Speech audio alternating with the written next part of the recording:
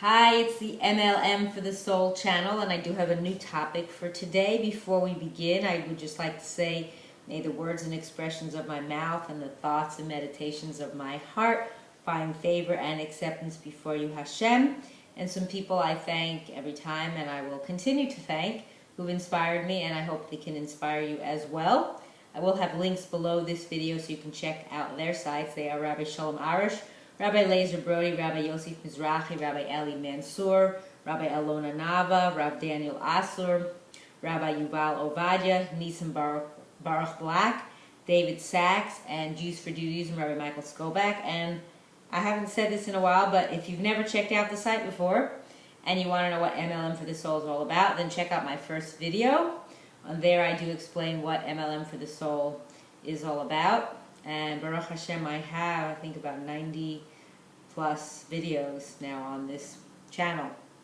So today we're going to wrap up the topic, Talk in Shul, Where Do You Pray? And this is part 6 from this book, Praying with Fire, the Artscroll Series book by Rabbi Heshy Kleinman.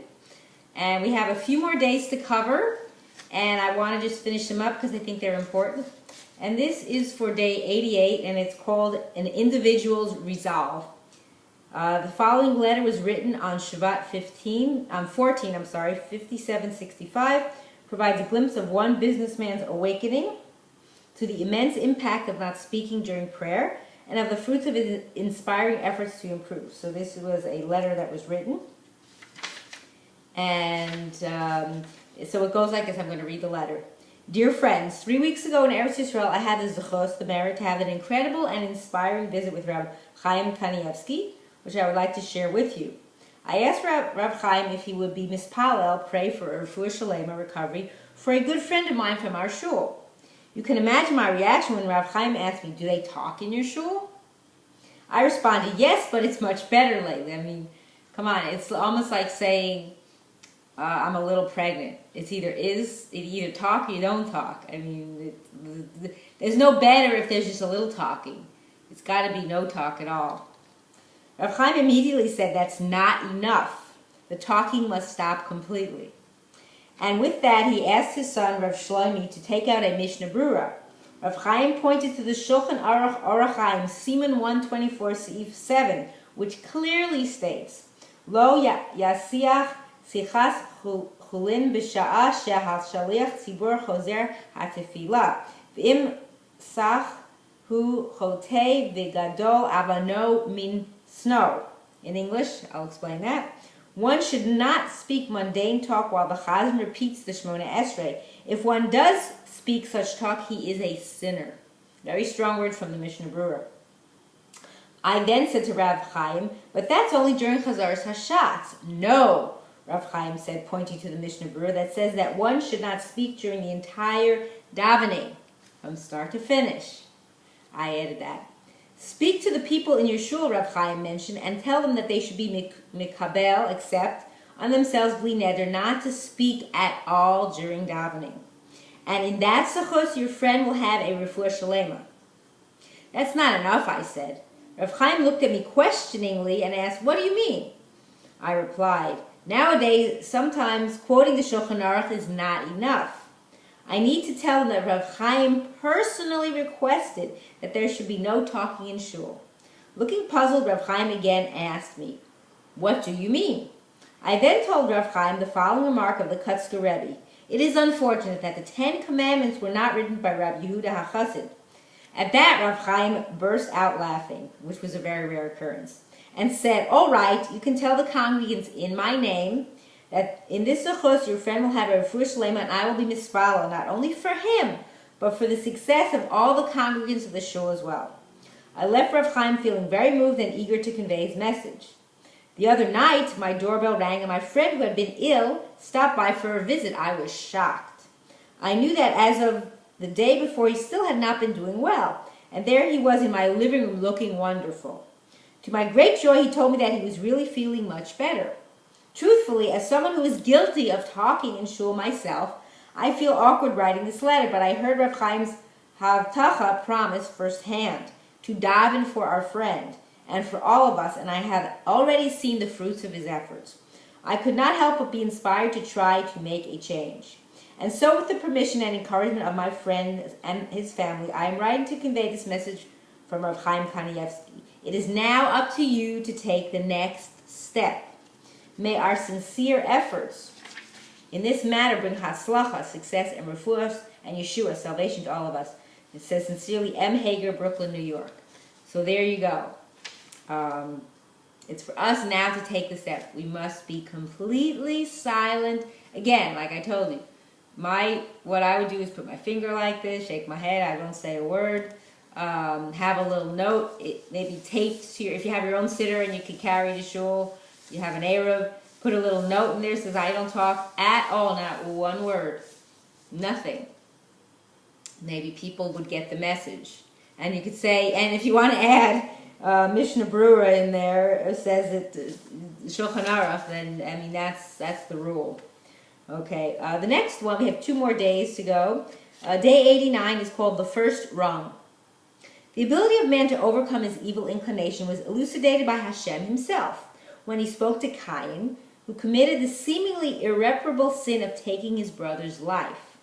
Surely if you improve yourself, so this is Hashem saying it in Bereshis 4:7. Surely if you improve yourself, you will be forgiven. But if you do not improve yourself, sin rests at the door.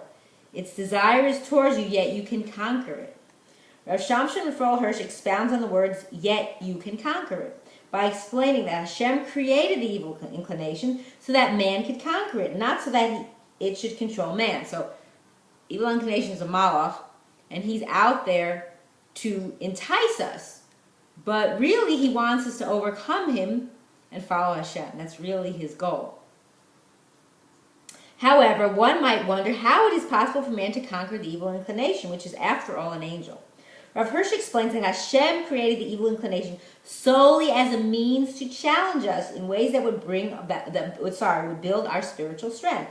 Going a step further, Rav Hirsch points to the beginning of the phrase, its desire is towards you. Meaning to prove that the evil inclination's desire is to help man. So the fact that he says his desire is towards you, that means he's trying to help you. He's kind of egging you on to encourage you to go the other way, basically. Okay? It poses its challenges with the hope of being defeated, since it is an angel created solely for the purpose of prodding man to reach his spiritual potential.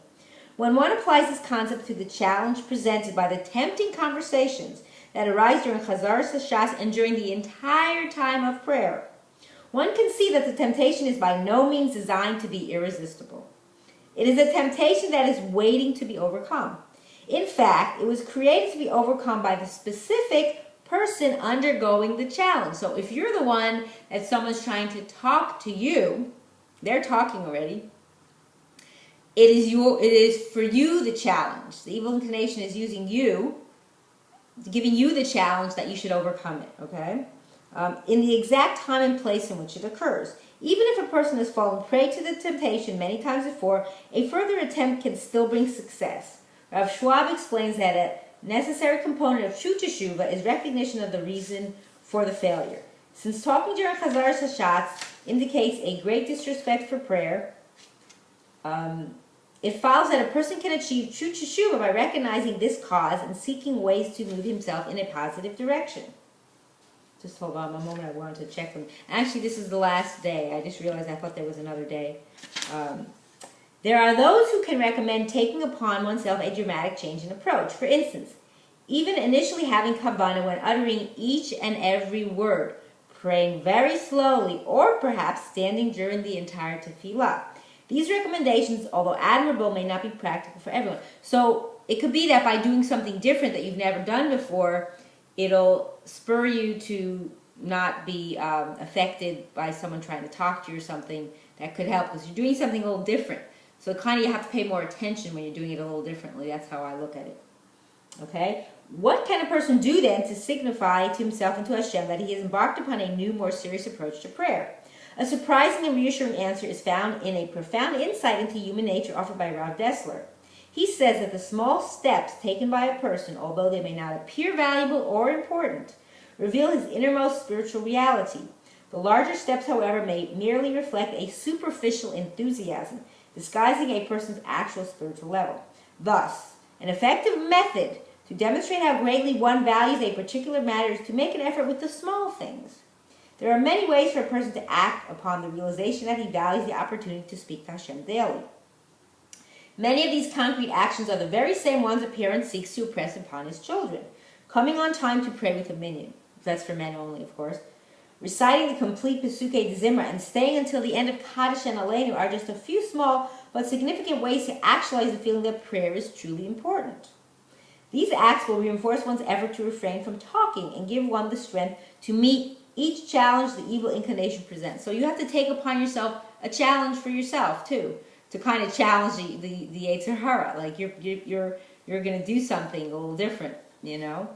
As Rav Siegel has said, progress is made moment by moment, day by day. So every little thing helps. Taking steps, continually taking steps.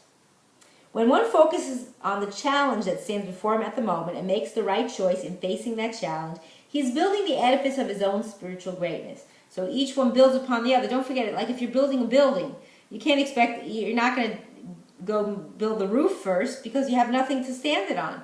It has to have, quote unquote, a leg to stand on. So it needs a foundation. So as you're building up from the bottom, you're building up and going higher. That's the whole purpose and goal. Taking these small steps, armed with the knowledge that with Hashem's help we can succeed, will allow us to repair our special relationship with Hashem. This repair is not just one difficulty resolved, it is the resolution of every trouble and every sorrow befalling our fellow Jews and the Jewish people. So we have to work on this. It's important. By restoring the power of our prayers, we rebuild the bridge that carries our love, our praises, our hopes, and our desires to our Father in heaven. May we learn to reach out to Him with our whole heart, and may He heed every tear and answer every sincere prayer of His beloved nation for good and blessing. And with that in mind, I want to say that may all our prayers and all our heartfelt reaching out to Hashem and with kavana and doing things in the right way, that it'll come time very soon that we will merit to live and to see the coming of Mashiach speedily in our days and the rebuilding of our final everlasting Beis HaMikdash. Amen. And thank you for watching.